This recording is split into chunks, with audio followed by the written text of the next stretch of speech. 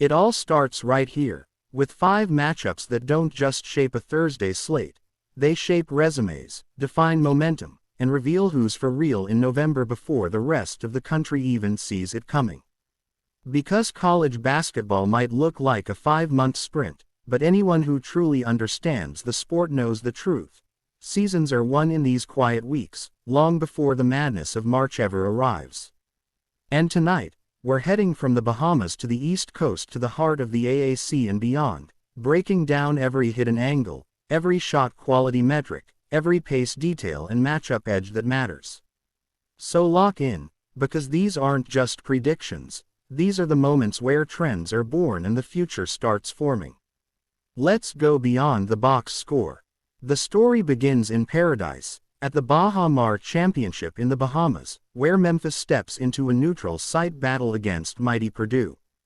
And on paper, you see the record, you see the #1 ranking, and you think this is obvious. But the deeper you go, the more this matchup twists into something far more interesting than the surface suggests. Memphis is 1-2, sure, but they opened their season by beating a dangerous San Francisco team that has tournament DNA running straight through its veins. Then they traveled to face a tough SEC power in Mississippi State, a top 40 KenPom squad, and hung around the entire way, losing by only 6 in a true road game that easily qualifies as a resume-boosting Quad 1 opportunity.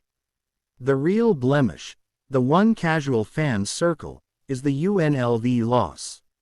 A 92-78 defeat at home to a team that had already lost to UT Martin and Montana.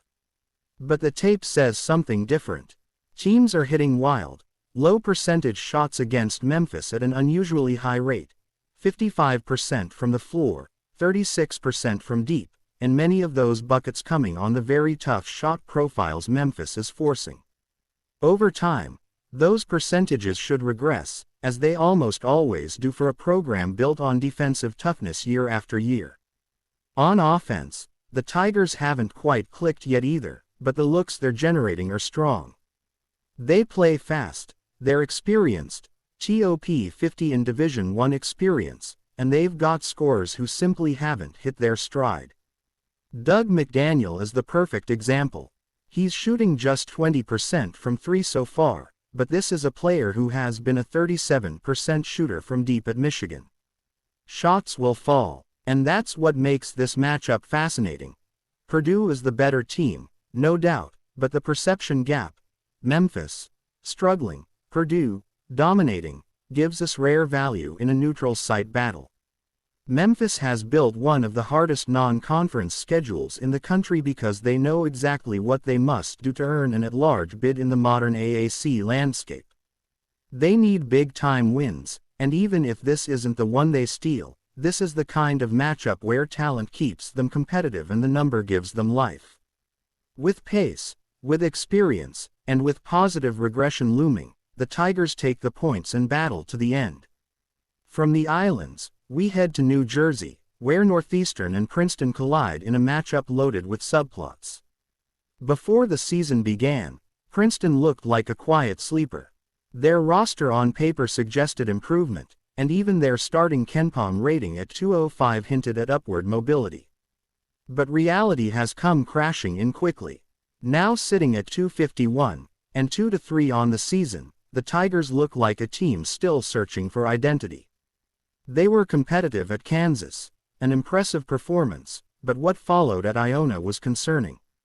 Iona controlled that game from start to finish, running away with an 89-69 victory, exposing Princeton's ball handling issues and defensive lapses. Just one day of rest separates that loss from this showdown, and that's a real problem when you're already struggling to take care of the ball. Northeastern, on the other hand, checks every box Princeton currently does not. They're cleaner with the ball. They're stronger defensively. They shoot better. They win the glass more consistently. And they're shifting into this matchup with revenge on their mind after losing to Princeton last year. Combine that with the fact that Princeton has been coughing the ball up at crucial times, about 17% of their possessions despite facing defenses that aren't even aggressively forcing turnovers, and this turns into a spot where the road team simply has more stability. As Princeton's early season questions grow, Northeastern walks into this game as the more polished team, and they're the side that steps up to grab the victory. Then it's Pitt versus UCF, a matchup where numbers tell a bigger story than records ever will. UCF keeps stacking wins, sitting at 4-1 straight up, but the 2-3 ATS record reveals everything. They've thrived on unsustainably hot shooting, hitting 47.7% from deep so far, a number that absolutely will crater back to earth. And sure enough, cracks showed in their last game against Oakland, where that perimeter magic vanished and Oakland covered easily as a big underdog. That was the moment the regression hit, and this matchup only makes that regression stronger. Pittsburgh brings a tough perimeter defense, top 70 nationally, allowing opponents to hit just around 30% of their points from outside. That's the exact profile that slows UCF. Both teams have turnover issues, and both have shown moments of inconsistency, but Pittsburgh has the advantage in the little areas that determine close games. They're one of the better defensive rebounding teams in the country, sitting top 150 in both offensive and defensive rebounding. They rely heavily on the three as well, which means that if UCF cools off first, and early season data suggests they will, the Panthers are positioned to match them shot for shot while controlling the glass. UCF has been winning games, but they haven't been covering numbers, and that's the clearest indicator that the market is mispricing them. In an even matchup with neutral site energy, Pittsburgh emerges as the smarter side. The story continues in Texas as Tarleton hits the road to face Rice, and this one is all about trending directions. Tarleton opened their year with tough tasks, blowout losses to SMU and LSU, but instead of folding, they grew. Each game since has been sharper, more focused, more confident. They've beaten Corpus Christi, they've beaten Merrimack, and then they walked into Waco and went toe-to-toe with Baylor, scoring 81 points and covering with absolute ease. That's not a fluke, that's a team finding itself through adversity. Rice, meanwhile, has been surviving more than thriving. They're 3-3, but one of those wins is against a subdivision opponent, and another is against East Texas A&M by just 7 points, at home. Their identity is clear. They can shoot the three, top 35 in the nation, but everything inside the arc is a disaster. They have the third worst two-point percentage in Division I right now, making them one of the most volatile offenses in college basketball. Tarleton defends the perimeter better than expected, giving up just 28% of their points from three, and if Rice can't hit deep shots at a high clip, they have nothing to fall back on. Add in Tarleton's elite offensive rebounding, top 50 in the nation, and the turnover advantage they're likely to hold, and the Texans come into this spot with the momentum, the physicality, and the matchup edges needed to take a road win. Finally, the late-night drama belongs to Cal Poly and Utah, and this might be the most deceptive game of the entire slate. Utah is 5-0 straight up, which looks excellent on the surface. But they're also 0-5 against the spread, and that tells a story the win column hides. Utah keeps getting priced like a dominant team, but they don't play like one. They aren't aggressive defensively, rarely force turnovers, and consistently allow opponents to get comfortable, high-percentage looks. That's not the profile of a team you want to trust when they're laying big numbers again and again. Cal Poly, on the other hand, is a pure volatility engine. They play fast. They take a ton of threes, some brilliant, some questionable.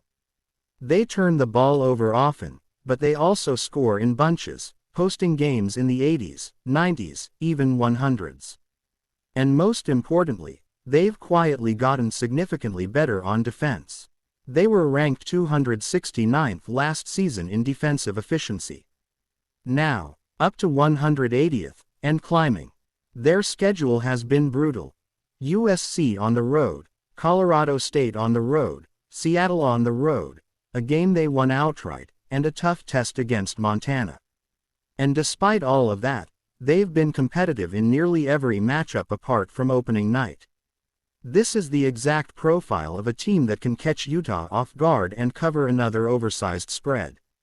Purdue Fort Wayne did it recently, and Cal Poly is every bit as capable of following that path. Those are the 5 battles that shape Thursday's slate, each one rich with analytics, momentum swings, and matchup storylines that reveal exactly where value lives in November college basketball. As always, the fun is found in the details, the shot quality shifts, the hidden efficiency numbers, the early season false signals, and the teams that are better than their records say, or worse than their rankings suggest. And that's the beauty of this game. Nothing is ever as simple as the scoreboard looks.